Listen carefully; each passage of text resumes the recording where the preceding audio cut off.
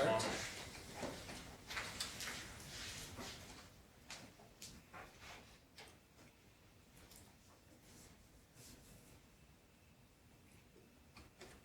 It says 30 seconds, but it certainly seems a lot longer when you're sitting. There you go, so it's 7 o'clock, so we'll call the meeting to order. Additions to the agenda. Hearing none, somebody wish to move the agenda as presented? Lyle? Any question on Lyle's motion? Hearing none, I'll call the question.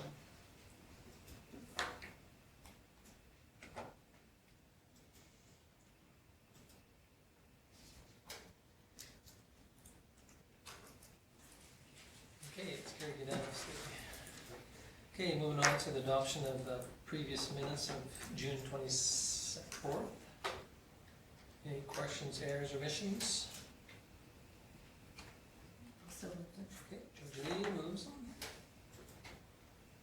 Any question on George Lee's motion? Hearing none, I'll call the question.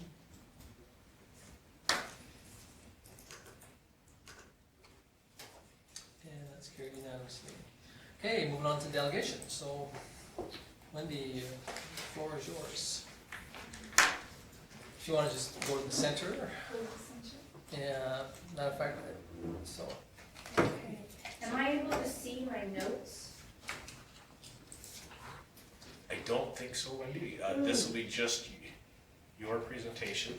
So if you'd like, you can either stand right here and move through, and then all you have to do is tap the screen to get up to go forward. Okay, Or backwards. okay, Or if you want to sit down. okay, because I didn't bring my notes with me, so I was thinking I could read it. Oh, sorry, no, we didn't get that copy. Oh, it does, it's in the presentation, it's just, you can see it at the bottom. It's the view. Is there any way, if you go to, view, and,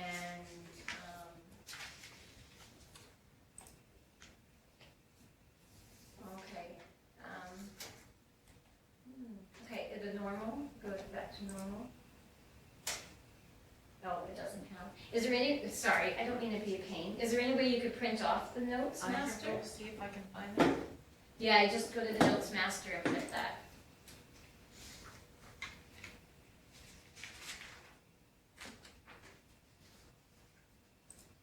Or actually,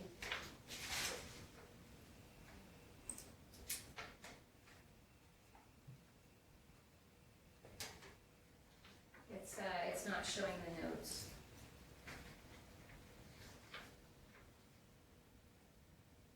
I don't know what printer I sent that to, but it's cool.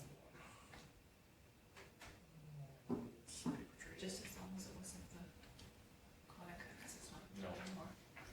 Oh, it's not working. Okay, well, sorry, I'll just talk from the pages. Okay, I will go back to, Home. Oh, sorry, view and normal.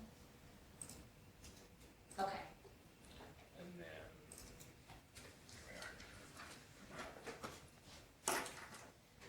Ah, okay. So, I think I should have printed them. So we started the Affordable Housing Society with an analysis of need and demand that was conducted by Alberta Rural Development Network in 2017. They are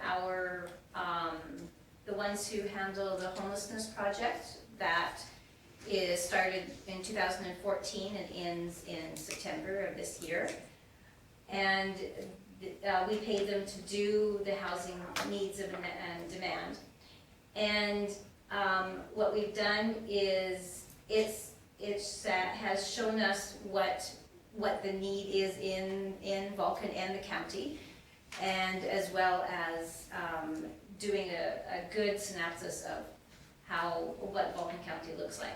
So from that, it showed that going by the Stats Canada, this is 2013, that 37% of the tax filers earned under $20,000 annually, and 24% earned from $20,000 to $35,000. So the total of those together is 61% earned under $35,000 annually. The 2017 or 2016 tax filer, I looked that up and it's similar. I believe it was 28% who earned under 20,000 and 56% earned under 39,999. So we have a large population of that does not earn nearly as much as the rest. You can see this smaller, so then 24% is the 20 to 35,000 and 16% 35 to 49,000 and so on, 15 and 8. So what we've been told is the best way to figure out the poverty is something now called a market basket measure threshold, which shows how much what you're able to purchase with food, clothing, transportation, your basic needs, how much you would need to earn in order to do that. So with that, it showed that rural areas would be Vulcan County, villages, small population under 30,000 would be the town of Vulcan. So this is from 2015, so it shows around 20,000 for persons not in economic families, so one-person families. If you are below that amount, then that means you're living in poverty. So you see by economic family size, it goes up, but in 2016, 56% of our residents up to the 3-person households were living in poverty. So there's also, if you've heard of the core need income threshold, that's the CNIT. 37% of Vulcan residents are not earning enough to afford a basic apartment and are spending more than 30% of their income on housing. So they use that 30% to show that if they are spending more than that, then they are living in poverty. So the rental rates that they found from the housing analysis of need was 1 bedrooms. It increased, the rental rate increased 50% from 2006 to 2015. 2-bedroom units increased by 40% over the same time period, and 3-bedroom homes increased by 42%. The average market rental rate is what we did a survey in 2018. So the average rent for 1-bedroom is $742, 2-bedroom is $845, and 3-bedroom is $1,033. So somebody who is on income support, they get around $742 a month in total. So they can maybe make their rent, but nothing else. They can't afford to eat or clothe themselves or transportation or anything else. So 2-bedroom, you could even have a single parent and a child. So if depending upon how much money, how much income they have, it's very hard for them to make that. People that are on AISH, at the most, they can make around $1,500 a month. If you have somebody who is on AISH and you have somebody else living there who is not able to receive AISH, they don't take that other person in, there's nothing to help that other person. They don't get any other income support. At the food bank, we see a lot of people who are unable to work because of physical or mental health issues, but they're not necessarily severe enough to receive AISH. AISH is really hard to get, extremely hard to get, and it's at least a 4-month waiting period before you even find out. And then they usually deny you, and then you have to appeal. So it's an incredibly long process. So they found in the report that the overall vacancy rate ranged from a high of 28.9% in 2011 to a low of 0 in both 2007 and 2015. So that's including all property types. So it fluctuates. But at the time that they wrote the report, it was at 0, the vacancy rate. So the rental properties, what we have in Vulcan is the 18-suite apartment building. It's a 17-suiter. Oh, okay. What happened to the 18? It's the laundry room. Okay, have to fix that. So we have 6 fourplexes, 1 8-plex, and 3 rental houses with basement suites. The basement suites are very difficult to find. There is, And that's not a true figure either, that 3. no? No, there's Oh. probably at least 12. Oh, is it? Okay, Basement actually, suites. I got these, I'm not saying that the other ones are illegal ones, I'm just telling Yes. okay, those are the legal ones, okay. you. Okay, that could be, but I know there's at least a dozen in town that. Yeah. is- And there is 1 subsidized house in Vulcan for anybody other than who is a senior. So that is for a family, so only 1 in all of Vulcan, so, okay. So the conclusions from the needs assessment is that because of the recent high levels of unemployment is something that they found that there has been a drop in income. The lack of affordable housing for low and medium income families, and the 0 vacancy rates in 2007 and 2015.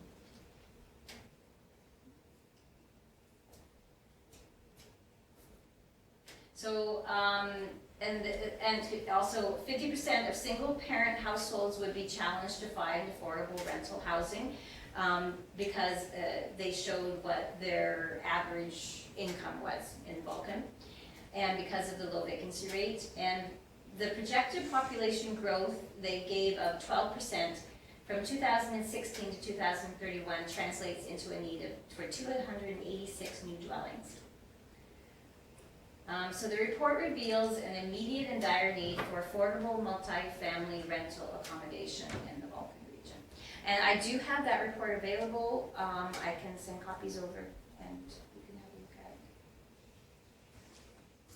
So we started the Affordable Housing Society. We were incorporated on December 21st as in 2017 as a not-for-profit organization. We currently have 3 directors, 4 officers, and 2 members at large. And we're waiting for our society and charity status. We've sent in our application, so we're waiting for those. Go ahead.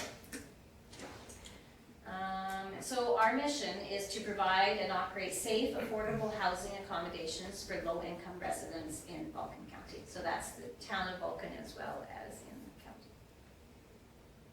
So an affordable housing project will bridge the gap between what is available in the market and what people require in order to meet their housing needs today and in the future. So we're looking at a proposed development. From Alberta Rural Development Network, we did receive 3 business cases, and 2 of them were for tiny homes, and another one was for an apartment building.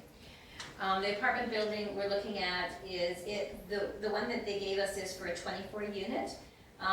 So we're thinking 24, but maybe up to 35, depending upon what is needed.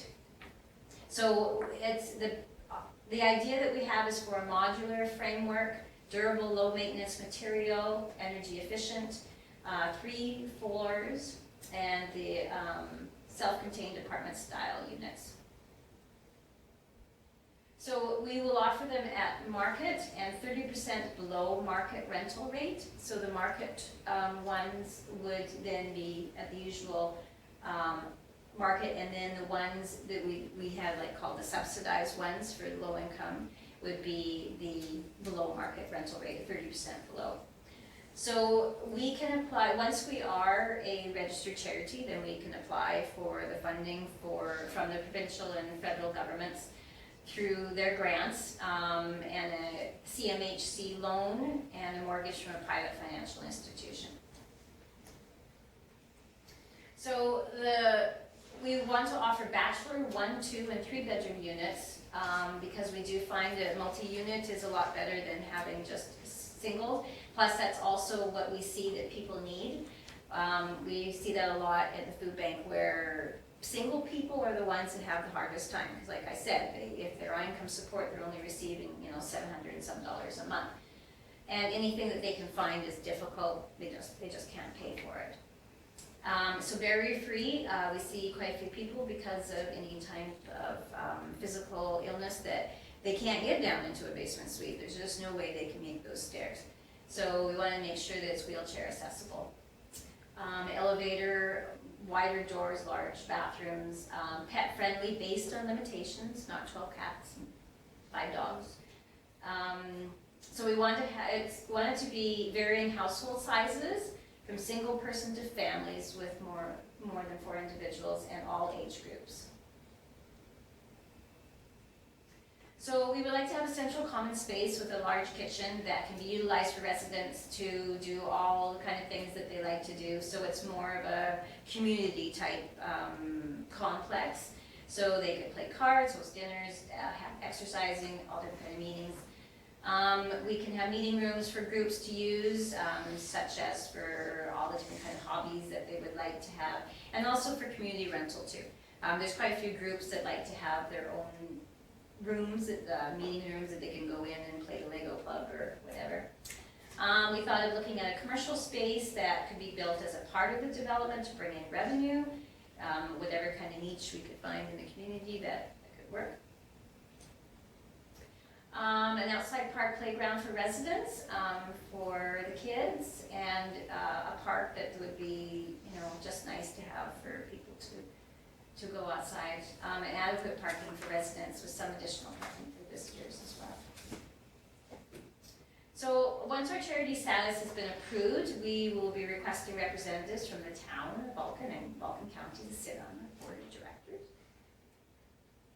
So this project should enable more people to live in a viable, healthy, safe, and suitable living environment in our community. In addition, we will be providing affordable housing for the required workforce for the businesses in the area, thereby contributing to the local economy. We see quite a few people that work in the service industry, that this kind of building, something that they could afford, would be able to have them a place that they could walk to, could live in within town, to walk to the downtown, and plus it's also good that it brings people in, and it helps to let people stay, because they can afford to stay here. They can start there, they can move up, and it enables the people that we see at the food bank to not have to rely upon the food bank as much, and then they feel like they're more a part of the community, and they'll be happy here. That's it. Is there any questions? I have a question, Wendy. Is this something that you would think about partnering up with the Marquis Foundation? I don't think so, because the Marquis Foundation is looking for strictly for seniors. Okay. Yeah. And this will house seniors too? Yes, it's open to all age groups. Yeah. Thank you. When you got the Stats Canada tax filers for the 2013, did they come up with an age category too? Of what those incomes were? They didn't have that. I'd have to look. I have it here. And also the demographics of that, the single, multifamily, incomes too. I know that it says, tax filers, but, sometimes, you'll shift income from one tax filer to another tax filer for the betterment Yes. of the filing your income tax, so. You mean like 2 couple families, how much they make compared to? Right, and Yeah. I mean, you're, one person might be making, let's say, the 45,000, but the other person is unemployed, so you shift some of your income so that you can make it so that you're both, with income splitting, and that in 2013 we were allowed to do income splitting, so it wasn't until 2017 where income splitting, became okay. a non-issue. So I was just curious if they were using those demographics to come up with those figures, because when you live in a community that is, majority of people are seniors or higher age category, it does change that demographics of that, Yes. That's Canada one. Yeah. Doesn't change the demographics of the lower income people that are in the working class. It's just, so I was just curious what age Yeah. category you used for that. Well, I got it from their needs analysis. So they took it from, They don't say the specific table or the specific area that they took it from, but they said that the median family income in total was 73,000. And the couple families, the median family income was 83,000. The lone parent, median family income was 41,000. And the ones not in economic families, which would be the single people, was 35,000. No, I was just curious how Yeah. they split that all up. Yeah, Because, it goes back to that one where it says 37% of Vulcan residents are not earning enough to afford a basic apartment. Well, if you use that categories of incomes, I can tell you my household couldn't afford a basic, I don't fit into that category either. So I look at mine and say, I live in a home that is paid for, but if I fit into that category for my income, I'd be in that same thing. yeah, yeah. So I'd be looking for an apartment. Quick question. Yes. Sorry, just like in your letter, it has, like in the second to last paragraph, says that you guys were working with the Marquis Foundation. Yes, Was it just kind of planned and then it didn't end up panning out? we're talking with the Marquis Foundation in asking them to be a partner with us, but we haven't actually gotten an answer yet. We're waiting on that answer. Our issue is being that in order to apply for provincial funding, the housing management body needs to be involved in the management of the building. So if we're not able to partner with them, then we wouldn't be able to apply for the provincial funding, but we can apply for federal funding. Okay. Yeah, so we're working on it. Yeah. Wendy, are you gonna expect to build this just off of grants alone? Or are you gonna be like expecting the town and the county and No. to put in some too? Grants alone, yeah, we're not asking for any funding from the town or the county. Okay, what about the land where you wanna build it on? We have a site that we're looking at, that we're interested in, and it's, I've talked to Lyle about it. So I don't know, can I talk about the? Sure. Yeah, okay, But you gotta be careful of that. okay, I wouldn't. okay, okay. No, I mean, that's up to you, But you know what? Maybe just, Conflict of interest? but, well, no, I think there's Okay. other but reasons. if you put it out to the, I wouldn't put it. Okay. Yeah, there's potential that There's, There's a potential. you're in potential land. land negotiations would Yeah. put you in a FOIP situation. Okay. Because you wouldn't wanna put somebody in an advantage or disadvantage when it Yes. comes to dealing with that. Yeah, Okay, but no, but you do have a proposed site. we are looking at one right now that we're interested in, yes. Yeah, and then the next one, I guess that affects us majorly, because we see it all the time where a group comes in and takes a piece of land, and then they come back to the town and ask for it to be tax exempt, which right now, we've, got about 180 pieces of property in the town of Vulcan that pays 0 taxation. Oh, So, you sit back and go, it's just my one little property, but we've got one group that's, interested in buying a fourplex or bought a fourplex, and now they're gonna be coming back and asking for the fourplex to be tax exempt, whereas before there was 4 units paying taxes. Now all of a sudden they're asking, or potentially asking for it to be tax exempt, so, okay. and that's a major hit to the rest of the taxpayers of the community, to take Yes. a. I didn't even know you could do that, so that wasn't even on our plans at all. Well, somebody will think about it. Yeah. Yeah, so anyway, and then, the other one is too, I appreciate that when this study was done, you said that rental rates in the community are quite, or not rental rates, rental affordability, or rental Vacancy. availability, vacancy was quite low. Mhm. I think if you talk to some of the landowners, they would disagree with your philosophy on that one today. Yes, today, because I know I look out there and yes, there are, I see. I'm that not saying there- that whether they're affordable or not. Yeah. In the eyes of this document, Yes, but. yes, at the time they did it, yeah, it was, yeah. And it does, like it fluctuates, quite a bit. But yes, the affordable accommodations are still not there. Okay, any other questions for Wendy? Well, thank you very much for Thank you. taking the time. Would you like a copy of the? We have This The one, housing that need? one, no, yeah, Oh, no, we don't have the housing need. Okay, yeah, okay, I can send it over to. That would be awesome. yeah, Okay. great, appreciate that. Thank you, thanks Wendy. Thanks, Great, Wendy. thank you. Okay, thank you very much for that, and any questions or thoughts on this? You guys can stay too, if you like, for the rest of the meeting. Okay, moving on to current business, the street light upgrade. So it's kind of straightforward. Came in and Stu has put together a proposal on how we can replace the old wooden pole light fixtures. Plus, you know, and we have talked about this in the past a little bit, but with the new proposed swimming pool project coming to fruition in the next year or two, maybe purchasing a couple extra poles. Right now, there's 7 poles at the swimming pool.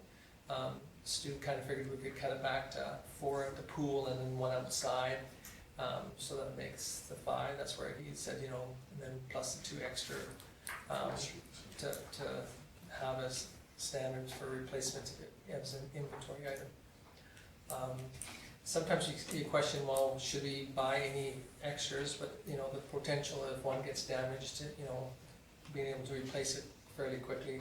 And then the second thing it would be is, you know, can we get another one to replace it ever again too? So. Steve spoke to the 12-week delivery time for Yeah. these, so this, that falls on the timing for council for this, because when you guys did the strategic planning and when we went over it again, what was the timing for doing the streetlights? This, if approved now, we'll be lucky to have them for a fall installation, so that's why Stu's also mentioning that it might be nice to have the equipment here, if we can get them in before, that's great. If not, it would probably most likely be close to the time change in the spring of 2020, so that, again, we're not trying to replace lights when it's dark outside. And two, you know, it might work out that if we were able to purchase them, that if we had a nice, you know, break, you know, they could do maybe an intersection, like 4 lights on the 4 corner, you know, on the corners, and be able to do them in that time frame and not, you know. But on the other hand, like, they don't have a lift to lift them up properly. You know, Stu and I were talking about it just over, I'd say a cup of coffee, but I don't drink coffee. Neither does Stu. Yeah, does he? Oh, okay. But anyway, we were talking about, you know, maybe they need to manufacture one that they could use themselves. But he just felt that, you know, for the amount of time it takes, sometimes to hire a company to come in and set them, it's just about as economical as trying to have a piece of equipment that would be only specifically used to set those type of poles. Or does the county have anything? No, I don't think so. I mean, most of their work is roads Yeah. and, you know, graders and that, but, I mean, I'm sure that Stu probably has either questioned or thought about it. If there is equipment available, he'd contact Mike about it. So. Yeah, 'cause I know the county's kind of casting fund glances behind your back. Yeah, so anyway, there is, so he kind of came up with those 2 different proposals. One, the only difference between the 2 are the amount of units. The rest are very similar. The only thing that he didn't quote in there that I could see was to put an extra plug-in on each one when it's down on the ground instead of doing it when it was in the air. And I believe he did that as the price for the Christmas lights was worked into that as well. Oh, okay. So you can see on the quote, he put $3,500 in for the Christmas lights, and I believe that included Okay, the plug-in. because that was the only other thing is like, you know, those guys had to work up on a lift to put the plugins in, and if they could do it on the ground before they threw them up. And I'm sure Stu has thought of it, it's just, I didn't read it in there, but No. that's not to say you didn't think about it. I would be for the 43 lights myself, Yeah. for all the difference in price, I think. That sounds like the better Yeah, deal. and I don't think, it doesn't sound like there was much for difference between shipping of the 38 to the 43 either. I think that probably wouldn't be much of a difference, you know, once they get on skid of them or on or whatever. No, it wasn't mentioned, and Eco did mention that they held their prices from their last quote that they did for us, so there hasn't been a big jump in pricing. Yeah, if you remember from when we did the original, we had almost an 11% increase when we did the first round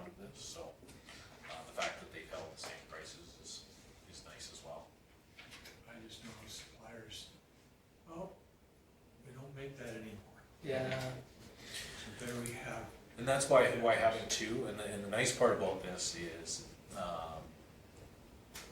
these aren't the original ones that we looked at, so there are different companies that make something fairly close, so.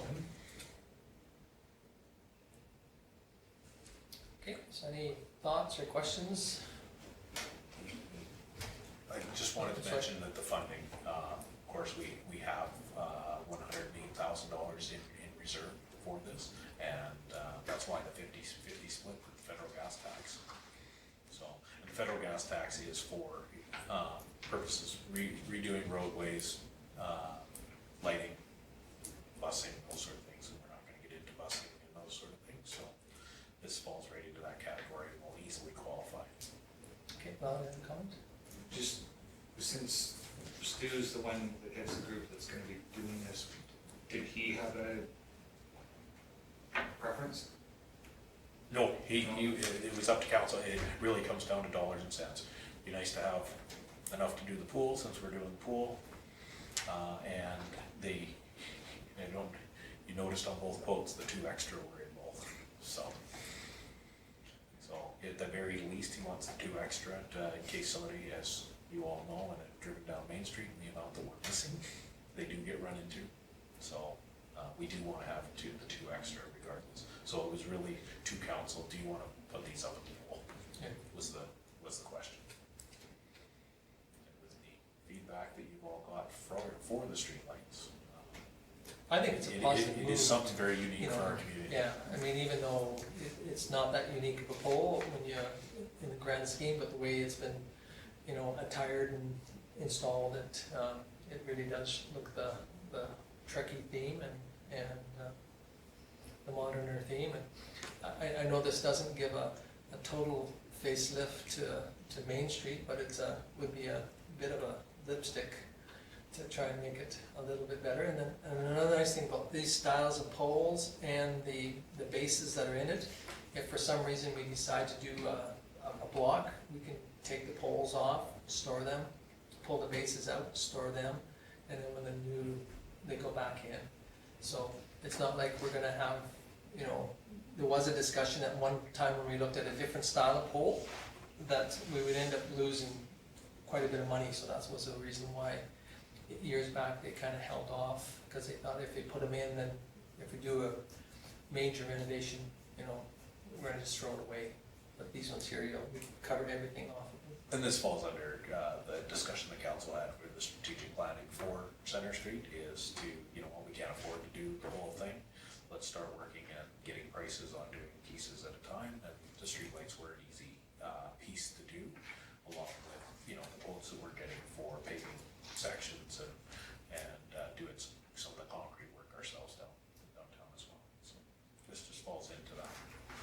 It's funny, even at one of the provincial chamber roundtables that I went to last month, as soon as somebody saw my nameplate with Town of Vulcan, they're like, oh, we saw those lights on TripAdvisor, or whoever did the article on us, right? And it's just kind of funny, and they were from Leduc.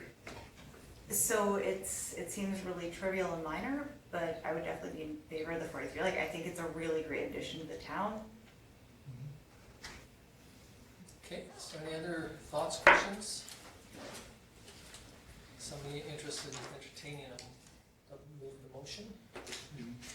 Also, Okay, Joe for the 43, yeah. Yeah, second. Aaron will just delete the first one for your vote. Okay. So any other thoughts or questions? Hearing none, I will call the question.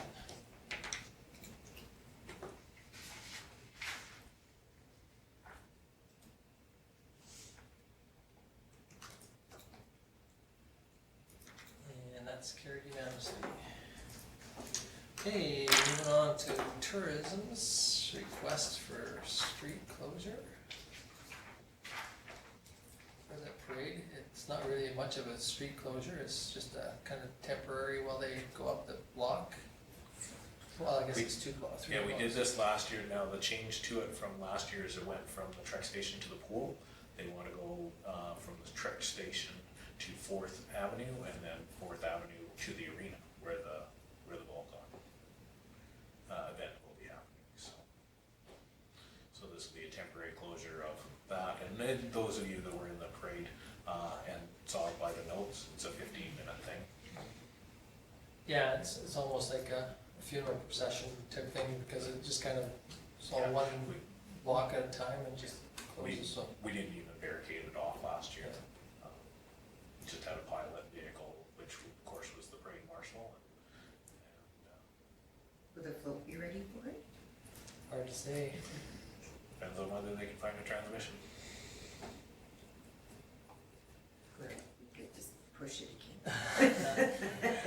I don't know if you've had a real good look, that's a long push up that hill on Main Street. It doesn't look like much of a hill until you push something up it. But yeah, this is, for this parade, yeah, the road being Center Street and 4th Avenue to the arena, and they're anticipating just 15 to 30 minutes. Okay, I'll make a motion to approve that. okay, Paul moves that. The other portion of that, I guess, is Oh, if we want to do it as both, and also for the peace officer to participate. And when we say, with, especially this one being a smaller parade, peace officer goes out as the pilot vehicle and basically just stops the traffic before we go, so. So all one I motion. would include that, Okay. one motion. Perfect, thank you, Paul. Thank you. Any question on Paul's motion? Hearing none, I'll call the question.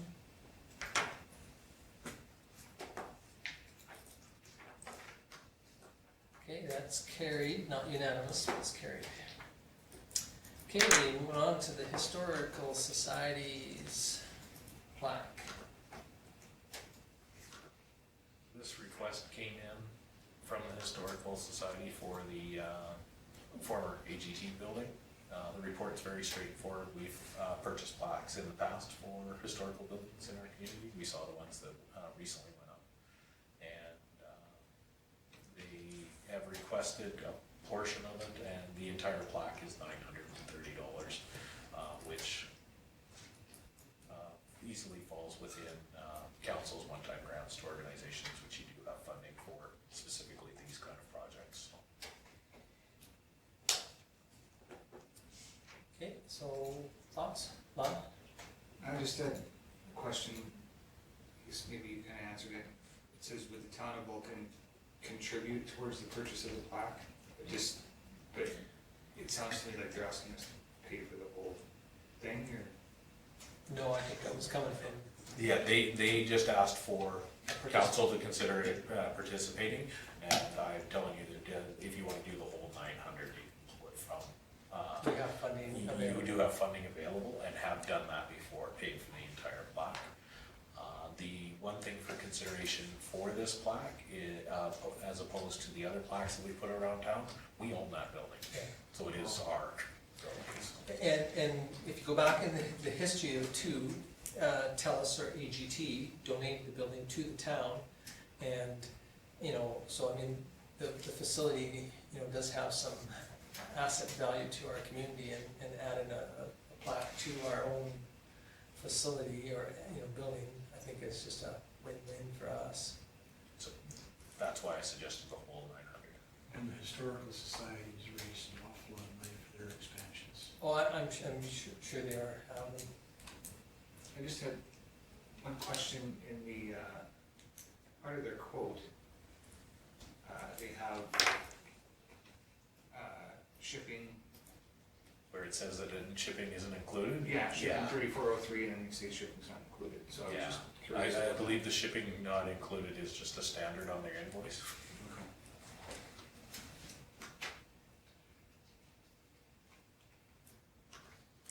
So, and the way that we worded the motion is one-time grant out for the, so.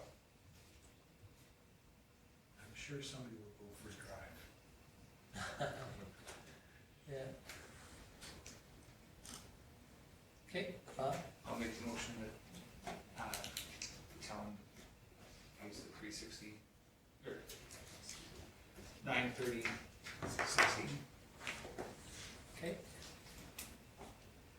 Do we have to, in the same motion, is it say when it's, where it comes from? No, because we're providing it with the Historical Society with the grant, and they will purchase as per. No, I meant, you're gonna use this one? No, or- as per policy, if, okay. say you're doing it as a one-time grant, Okay. and you do have a budget line item Okay. for that. Okay, so any questions on Lyle's motion? Hearing none, I will call the question. And that's carried unanimously. Okay, moving on to the license agreement. This is very simply just to extend the land for the solar park and the dog park.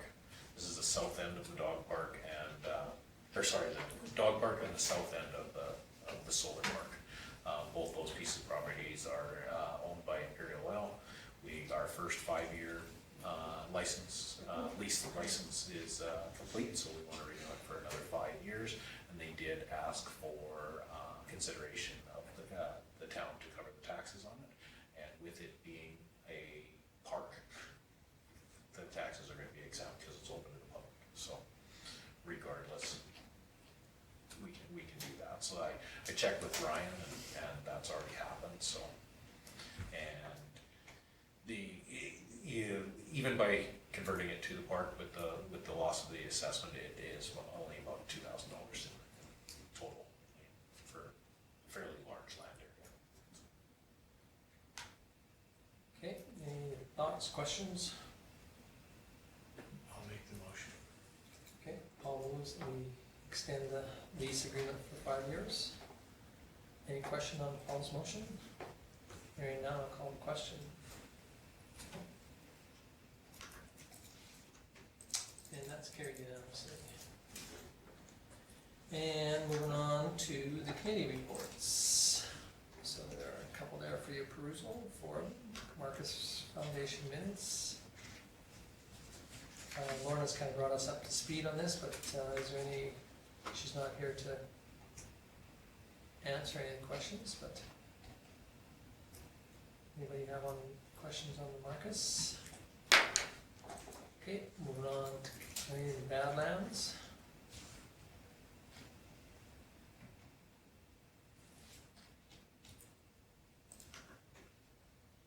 Is a Zoom conference call different than a regular conference call? Is it faster? Just the platform. Oh, Yeah. I thought always it's faster. Zoom. Zoom. Yeah. Conference calls are never fast. Any questions on that one at all? Okay, moving on to elder abuse, and again, Michelle's kind of brought us up to speed on probably 90% of this, if not more. Any questions on the elder abuse one? Okay, moving on to the golf course. And again, Paul's brought us up to speed on, some of you guys are great at getting the minutes and the agendas and stuff in. I'm poor doing it, but thank you to the people that do. And Tom officially opened the golf course, the 3 over. Yeah, I don't remember exactly what I said, but other than I got thrown off the course. But anyway. You don't write things down. Yeah, I don't write my speeches. Anybody have any questions for Paul on the golf course one? Okay, hearing none, somebody wish to file the committee reports? Okay, Lau, thank you. Any question on Lau's motion? Hearing none, I will call the question. And that's carried unanimously. I was just waiting for the last vote to pop up. Okay, moving on to councillor reports.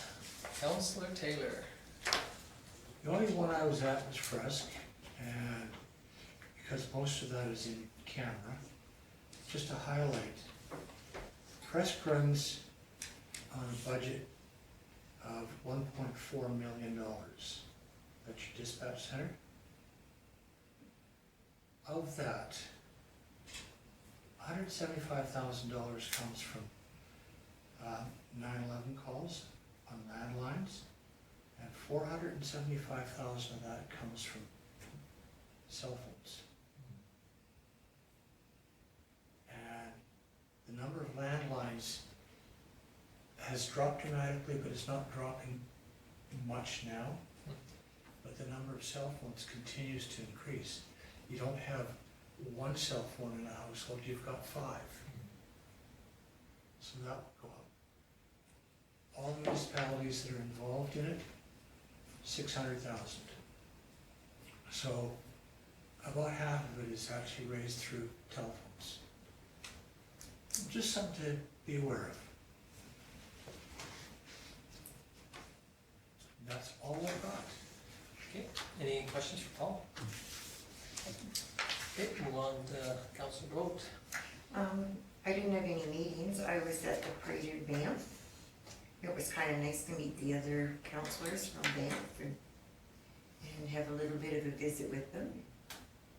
Yeah, it was fun, other than the parade, where the float quit working, but it was still fun. Oh, it quit working? Well, it wouldn't work backwards. Oh. It would work, And but- where in the parade did we drive backwards?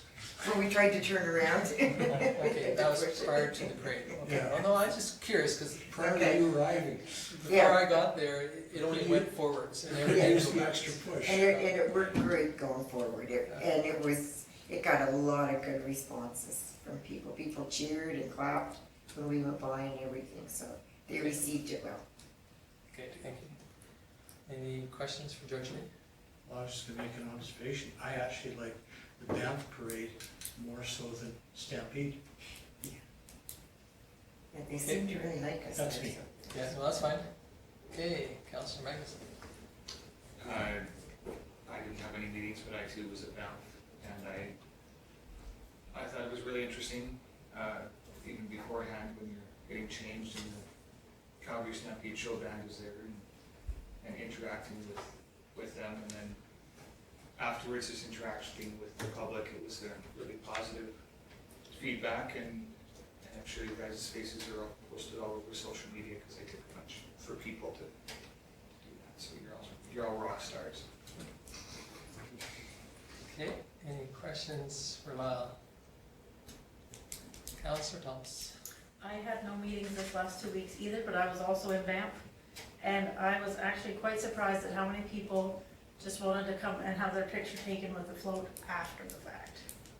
Yeah, that was kind of neat, wasn't it? Yeah, it was kind of cool. I didn't realize there would be that many from that far away.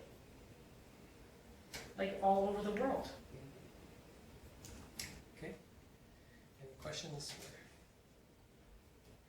Okay, moving on to Councillor Roddy. Fairly slow. On the 24th, had our regular goods and services meeting. A lot of that was going through just budget and rescue items like that. The 26th was my community features meeting at AGM, and a lot of new and really exciting things kind of started there. There's the new general manager of Sarah Noyes. She brings an amazing amount of experience and a really great management style, and has been going through kind of and taking the opportunity of going through the budget and seeing, okay, like where, because the previous general manager had been there for 25 years. So seeing the opportunities of, okay, are we doing this because it's the most effective and efficient, or are we doing it because it's been done for the last 25 years kind of thing? So that's been really interesting, and I think it's great that she's taking advantage of that opportunity. I think the community features is going to be heading in a really exciting direction as a result. And then, so Sarah always says this, I'm sure I mentioned before, but she's also the current chamber president for Okotoks. So it's also kind of neat that she pulls in that as well. And then at the parade float in Banff as well. And a huge, huge shout out to our green girl.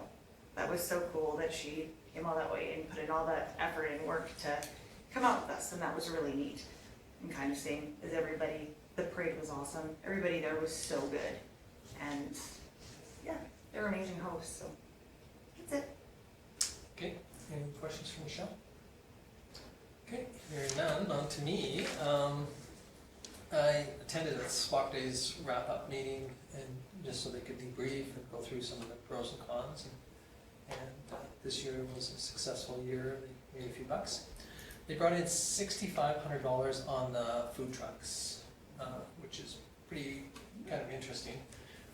You know, I shouldn't say just food trucks, because they also had that taste of wine and taste of beer or whatever. Taste of Vulcan. Yeah, so the whole taste of Vulcan brought in $6,500. So it was kind of interesting. I was at a joint use meeting, and again, they're, you know, Bonnie's in her notes, you'll see that they're gearing up to do the inside. They're also trying to work on maybe doing the paving in the parking lot this year too, but might be a little quick with the paving company that's coming through, but they're trying to see if they can get their ducks in order and work on that. Had a waste commission meeting. I think everything is pretty well status quo with the waste commission, other than they're hoping to burn the burn pit soon in Vulcan. They're having some issues with getting permits, and the biggest problems that they're having is the mixed quantities of waste that's in it. Also right now, cardboard is not worth almost shipping, so it's being stored type of thing to a degree. And then when the price goes up a bit, then they'll ship some. The last ones were shipped down into the States, the cardboard. Some of the other recycling has no value. All it is an expense to handle.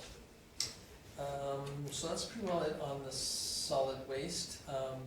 Again, some of you might have went, but I went to Murray McLean's funeral, not as a councillor, but just as a person there, and there was about 1,200 people at his funeral. So it's kind of a testament to him and the community, and he was also a councillor for 4 years, which is kind of a neat touch that he had. I was at the CAO meeting, which was in Brooks. It went pretty good. Sighting is coming along pretty good, so hopefully we're going to have an update on sighting on Friday in Calgary, right downtown at the engineer's office. So that'll be exciting, trying to get down to there during Stampede Week and get back out. Like Paul said, I went to the grand opening of the golf course, and thank you, Paul, for getting me the time and of the event. I did know what day it was, but I wasn't sure what time it was. But you know, it's kind of an interesting. If you guys get an opportunity to go and take a look at this 3-hole golf course, or part of the golf course, the holes are bigger for the kids, but you know, for some of the adults too that aren't very talented at golfing. But I was talking to a couple of older golfers, and they said, you know, it's really kind of neat, because there are times when it's kind of neat to be able to know whether you can shoot a 70-yard one instead of doing a 300 or 250-yard, you know. Sometimes the 70-yard putt or shoots are harder than the long ones. So they said, you know, even for the adults, it's quite a challenge in a way, especially if you're an avid golfer and you try and shoot long shots. This one here gives you another ability, but it is definitely geared for the younger generation, and which is great, because that's our future of the golf course. So it was really neat to see, and all, like it said in that report, all the money that has been raised for it has all been raised. You know, there's not a tax dollar in it, it's all been donations of time and money, and that's, I think it's just under $60,000. They are looking for more money to do some, you know, other things, and in the program, they're really pushing that at the golf course on that, is that any kid can golf there for free on those 3 holes. Adults, if you're a member, it's free, but if you're not, they ask for a donation. So I thought that was kind of neat too, is that, you know, they're hoping that they can keep the operational part down to a minimum, but yet make it accessible and acceptable to any youth in our community and Not just our in community, our province, in the world. in the world. So yeah, thank you, Paul. So yeah, so I thought it was kind of neat, and so it was really kind of neat to see how, you know, they kind of took a piece of land that right at the moment had a big need for, and made it into a really kind of a neat little area. I too was at the parade in Banff, and Joan accompanied me, and you know, it was great to see. It was a good, nice walk. The weather was nice, and you know, Keith and also Tammy were, you know, it was great to have Keith drive, and Tammy, like you said, Michelle dressed up in the green outfit, and she was a big hit. But I think all of us were a big hit. Like Richard Lee said, there was lots of hurrays and yells and yahoos and you know, live longs and prospers along the parade route, which was really quite nice. And unfortunately, you know, we ran into a little bit of mechanical problems there, and it's telegraphed into a bigger problem. So hopefully we can get that worked out. After, you know, like everybody had an opportunity to meet up with some of the councillors and have them visit. I sat beside the mayor to a degree, and she was mentioning that their population is 9,000 people, but they have approximately 4 million that go through their community in a year. She says if you want to know stats, they're the stats capital of Canada. She said we have stats for everything, and so it's unbelievable what the stats are like. She said if you ever, you know, want to come back and get some more information on what she called us a sister community, because, you know, she said that she believed that they are strictly a tourism community. You know, that's their major goal in life, is to be, you know, for tourism. That's it. That's all they exist for. You know, they have a footprint that can't grow, except for up. It can't grow wider. So it was really quite interesting. She said that she's a full-time mayor. They had a committee meeting, or a group that came up before the last election, and felt that the mayor should go from part-time to a full-time mayor. And also the councillors went from per diem based like us to a third. So they get paid a third of what they would, you know, make as a full-time councillor. So that was kind of interesting. So it was really good. I'm trying to draft a letter to send back to her, thanking her for their hospitality and opportunity for us to communicate and visit with them. So I thought it was great. I'm not sure, you know, it is nice to see. It's a long parade route too. I'm not sure how many blocks it is, but And they're long blocks. it is. It's a fairly, because, you know, walking back to the car, you know, it's one of those ones that are very different again. It's like Lethbridge Parade. You know, you park in one spot and then you walk 4 miles and then you have to walk 4 miles back to find your We vehicle. found that out, didn't we? Yeah, we did. And then, so that's again interesting, whereas, you know, like Calgary or a lot, you know, kind of try and make a bit of a circle so you kind of end up where you start, but it worked out great. And did you notice there was only 2 floats that they invited to park for the public? And the 2 biggest communities in the province of Alberta got to have their floats pulled off the side, and I think you guys showed your ability to, you know, participate with the people that wanted to take photos, and I appreciate that too again. So it was nice to. I was on the other side of the float a lot of times visiting with some of the people, and it's like Laura, you said, it's surprising where some of them came from for that day, and they wanted to be part of it. And so I think Lyle's comment, although I think that next year, next time we go, we should bring our own photographer so that Lyle doesn't have to do all the photography work. It's okay. It's all good. Anyway, no, it was good, so I appreciate everybody taking the time and effort to make it to that event. So. What did amaze me is the number of people that jumped onto the street, put a camera that far up in your face, would click. Yeah, no, it was a good, and their streets are, most of those blocks were fairly well, you know, packed with people. I don't know how many people would have seen that. I bet you it's probably 50, 60,000. I think I had my picture taken more that day than the rest of my life combined. Yeah. Like I know this Calgary Stampede, they anticipate 350,000 people along the parade route, and over, you know, 1.5 million to watch it. I'll bet you, in this Banff, there's at least 50, 60,000. That's what she was anticipating, that there was at least.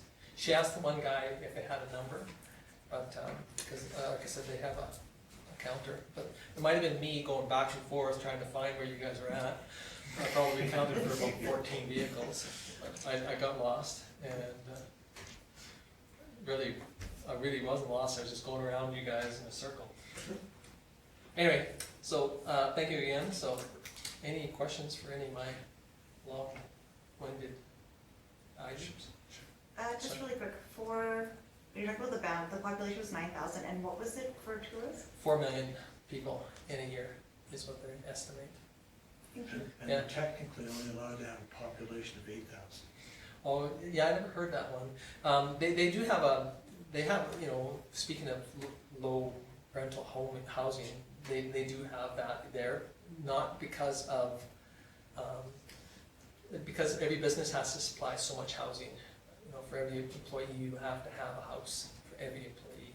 You know, even if it's a husband and wife, you have to have 2 homes or 2 residences for, so they have their own housing corporation that if you do not have a house or a location, you pay into that corporation. It's more or less like our off-street parking Yes. philosophy was, where you paid for a housing. So that's why if you see some of the other starts, they'll kind of buy up an old house, and then they'll buy up another one, and then they'll build a 6 or 12-plex or 14-plex, and that's to try and create housing. So that's probably why, you know, they're able to go over the number, because they haven't gone over the physical. Canadian Census does it, they go to the front door and knock and say, how many people here? Oh, But when Banff does their census, they know to go around the back because the second place is in the back. oh, okay. So anyway, yeah, so it was kind of interesting to know that they now have, you know, and I don't know how many years, but they do have their own corporation to create housing, so.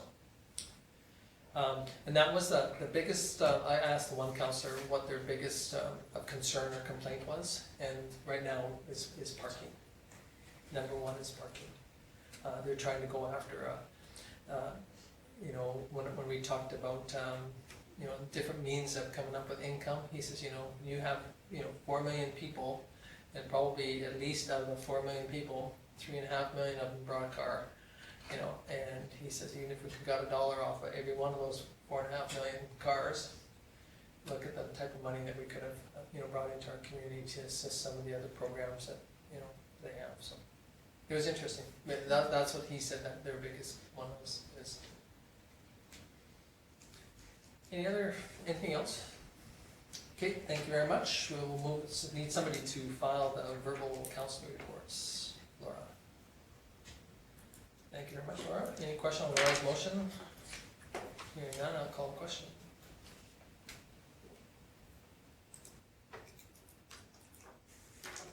And that's carried unanimously. Thank you. Okay, moving on to administration reports. Floor is yours. Start with the management activity report. You can see that everything from the last meeting was taken care of. We still have some outstanding items, but they've been there for a little while. Unless council has any questions on those. We'll move on to the CAO report. Please. So my report, fairly straightforward. You've all had a chance to read it. Just working on a lot of ongoing things. The emergency management plan, we have a meeting scheduled for next week. Actually, I believe this week, sorry. We have a meeting. The work with SEMA Plus, they are actually moving on to some engineering stuff for Alberta Transportation for the end of Main Street, so that they've started the conversations, and it sounds like it's fairly well received at this point. So we're going to move forward with that. We met with North and Company to discuss the letter of intent for the industrial proposal, so that's going very well. We've got a draft that is going to go back to Cumic here fairly quick, and if they like the draft, we'll bring it to council for you guys' review. The Fortis has started the salvage for the streetlights for widening Highway 23, and then some odds and ends stuff. Tom was good enough to bring information about the chlorine injection system that the puck system that they're using in Champion. So we're going to look at that to see if our system is large enough to handle one of those systems, which could significantly reduce costs in one area of the pool. So Rob's been doing some homework on that. And yeah, the meetings of interest, SEMA for the street program, North and Company and then I attended a conference call for the Certification Advisory Committee. I've also been away for the last week, and I'll be gone again this week, other than meetings, and because it wasn't long-term scheduled, I am in and out, as you guys know, answering my phone and taking care of business that I can. And for anybody that's interested, moving with 3 children under 5 is highly recommended. If anybody wants to come and hang out. That's my report. Okay, any questions for Kim? Okay, we'll move on to the next one, which is the development officers.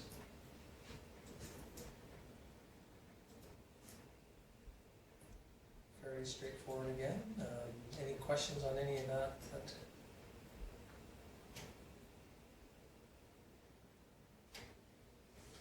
Okay, we will move on to Public Works.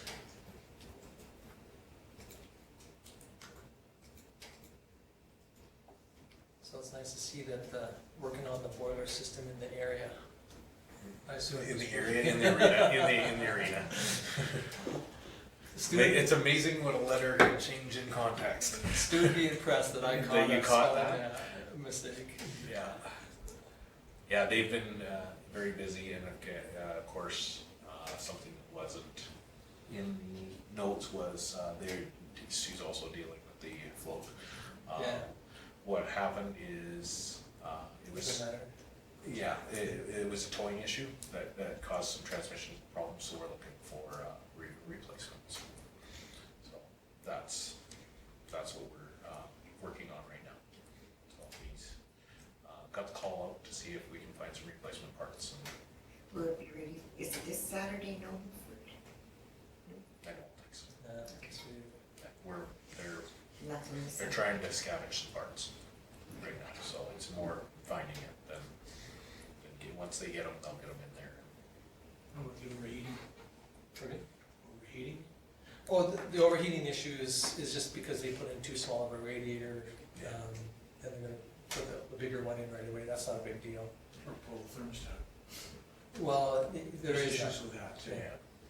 But anyway, But yeah. they're working on it. Yeah, Stu just wanted me to mention he Yeah. didn't have a chance to put it in his report, but knows that that's something the council will be interested in finding out, so. The rest of it, they're doing their day-to-day, the rain the last little while, they've also started painting in the arena. So. With the storm yesterday, I was stuck in my office when it came through, and then once the hail stopped, it came up Main Street. There's quite a lot of water flowing. Was there much damage? I know the guys were over it. I apologize, I didn't have a chance to talk to him. I know that I did do a tour around, and there was nothing that they were working on out of the ordinary. They were doing the normal pickup, cleanup, street sweeping, and, you know, the unexpected cleanup after a hail and rain like that. Yeah, it was kind of nice to see them, not that, them out today with the street sweeper, trying to clean up some of this, the lower stuff that's washed down and get rid of some of those leaves so they don't get caught in the sanitaries, or the storm sewer system. Yeah, so, I think that more or less what was said earlier, that kudos up to the town crew for trying to get on top of it as quick as possible. I don't know how many trees were damaged with the. And I apologize, I didn't get a chance to Yeah. talk to Stu. I think most of it is just smaller branches. I mean, I know there was some big ones, but Should have not. lost a fairly big one. Yeah, but I don't think it was a ton, because Saturday night was pretty windy. If you went out in it, you'd be in Saskatchewan this afternoon and on your way home. So. Any other questions on that one? Okay, moving on to the community peace office. No, communities managing the service, community services report, sorry.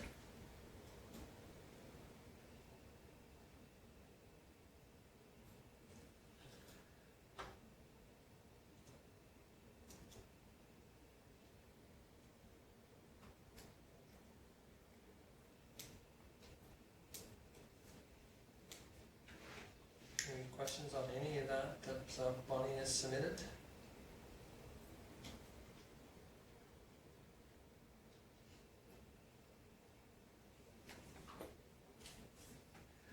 think summer games is kind of running its course in our area, or? They were in Fort Cloud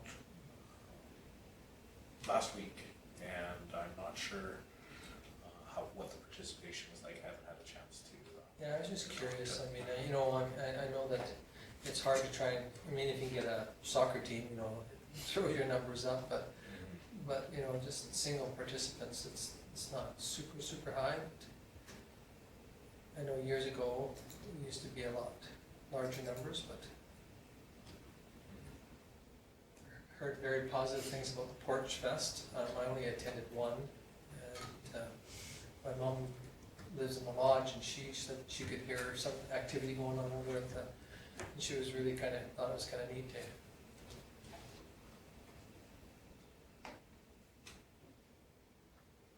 Anything else on Bonnie's? Okay, moving on to community services. This is the one. Peace officer one.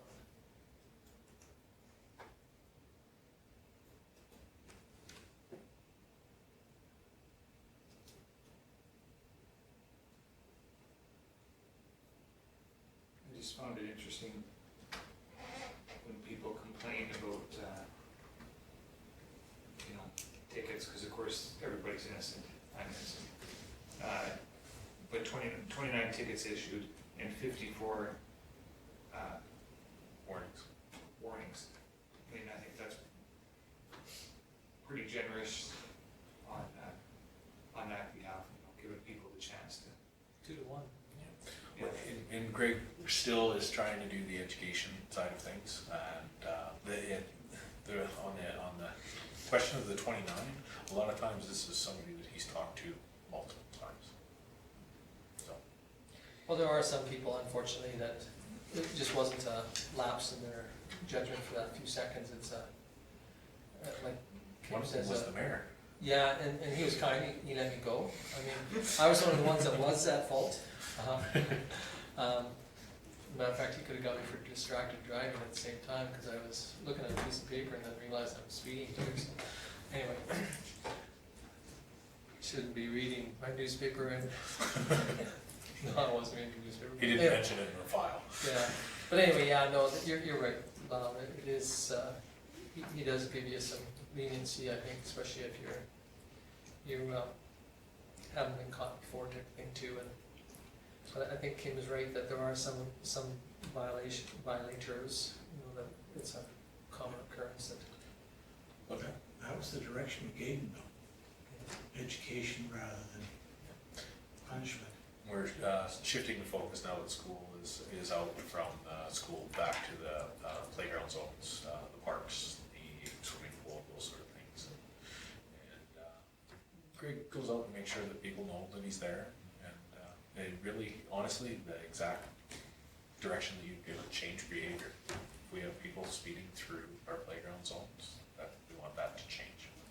Is there any chance that he could, I know he's got his hours, but I mean, when people go to play slow pitch or ball, I had 2 neighbors who made comments like, for spot days, people behave themselves, but for nights that they go, they pick up pretty good speed coming through the playground. Yeah, we can put that in his, he has various hours, so it's just scheduling that for being out during that time. So I've got a few neighbors who said, if he ever wants to come park in our yard. That's perfect. We've been working on that sign that's missing. The speed sign? Yeah, playground sign. Oh, Across from Paul's. yes, that's not a post. By the No, way. I know. I'll talk, well, I yeah, thought we can chat about that, yeah. No, we had a conversation about that, about reassessing all the playground. And you know, I know that our hours would go, but I was in High River the other day, and their hours are different than our hours.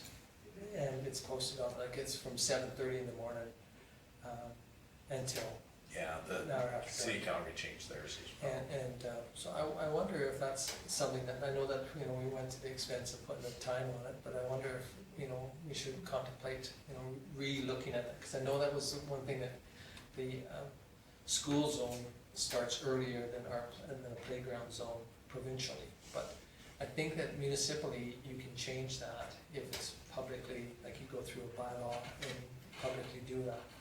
And it might be something we should contemplate. Because I know the school had concerns when we went from a school zone to a playground zone. Because it starts earlier. But anyway.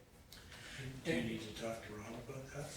Or We'll just put them together, we're gonna reevaluate the playground zones, make sure that the signage is correct, and then, if there's any changes needed, then we can bring it back to council for recommendation, with a recommendation. Okay, thank you. Any other questions on CPOs? Okay, moving on to the fire chiefs.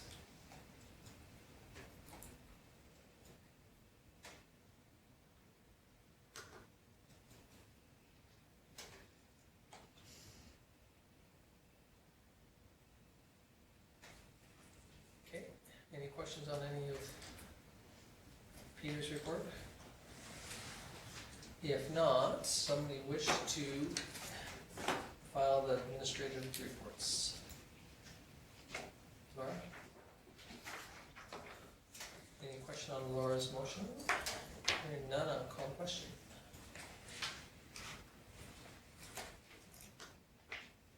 And that's carried unanimously. Okay, we're looking for one more motion. Michelle, thank you. Any question on Michelle's motion? Hearing none, I will call the question.